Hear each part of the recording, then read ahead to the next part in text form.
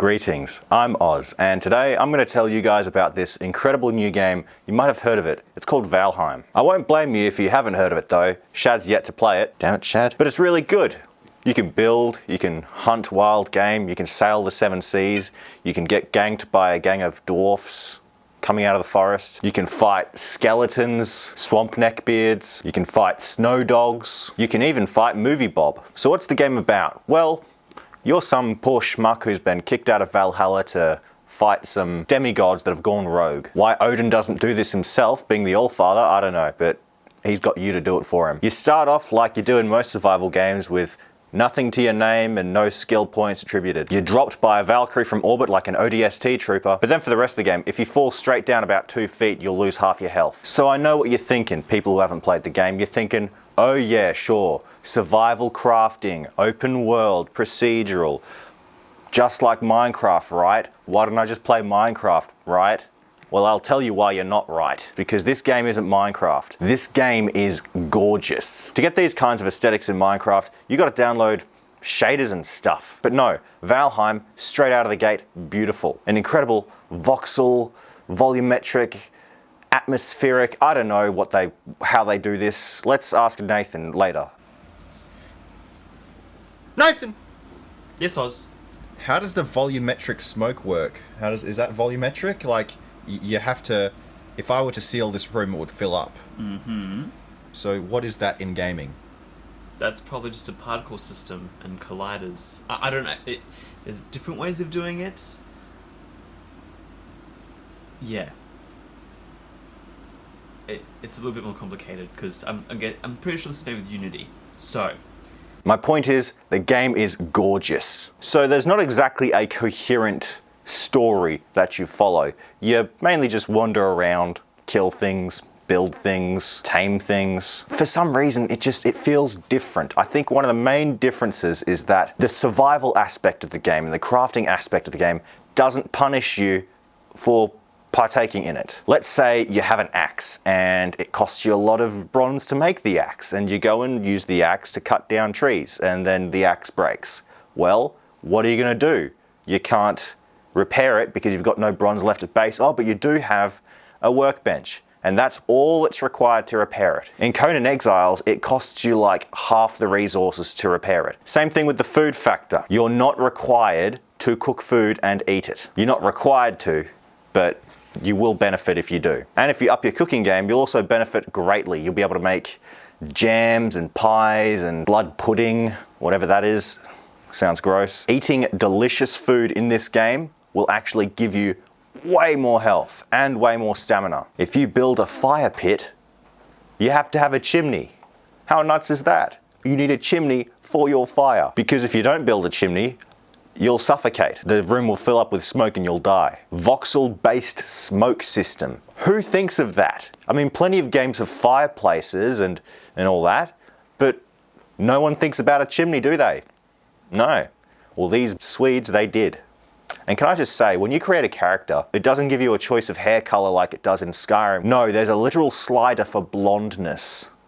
That's the most Swedish thing I can think of. Let's talk about the difficulty, because while the game does play like Dark Souls, it doesn't difficult like Dark Souls. I mean, it does when you're fighting bosses. And like in Dark Souls, you can roll, you can parry, you can increase your damage by sneak attacking. For now, there's no magic, but with, mods going the way they're going, I think there'll be magic pretty soon. The building system and what people were able to do with it, even back in the vanilla stage, was incredible, before we had access to the mods. Here's something that my good mate Rollo built, and he's playing with an absolute turnip of a computer, and he was able to make this structure right here. Isn't that beautiful? If this video gets 2,000 likes, or just a bunch of screaming, raving lunatics saying, Shad, hurry up and play this game, in the comments down below, he'll have to play it.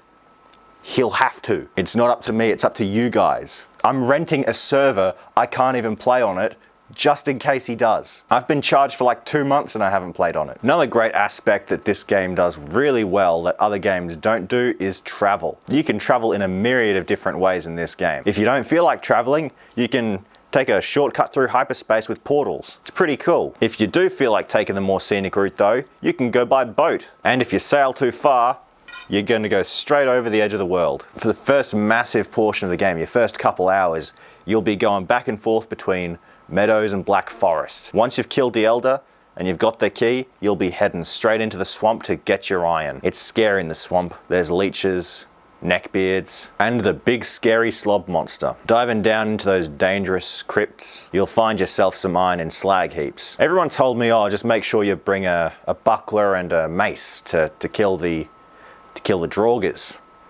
No, I wouldn't recommend that. I wouldn't recommend that at all. All you gotta do is bring yourself a bow and arrow. A lot of arrows. As many arrows as you can take with you.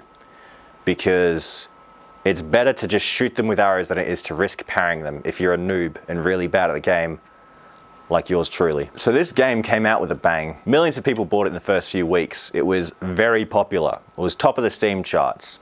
And it was early access too.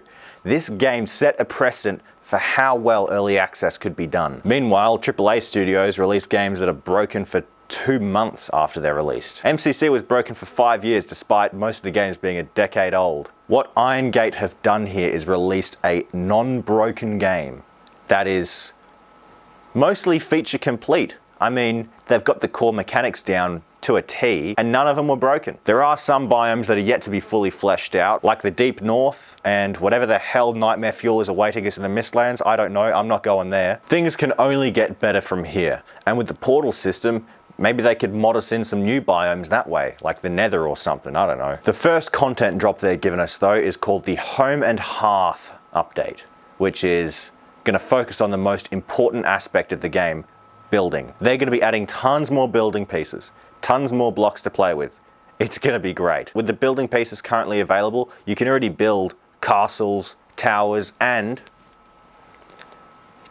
machiculations. What I'd like to see personally is things like drawbridges, siege equipment, more spikes, crenellated barriers, stuff like that. Perhaps even NPCs roaming around the countryside that you can capture and put to involuntary work, protecting your base.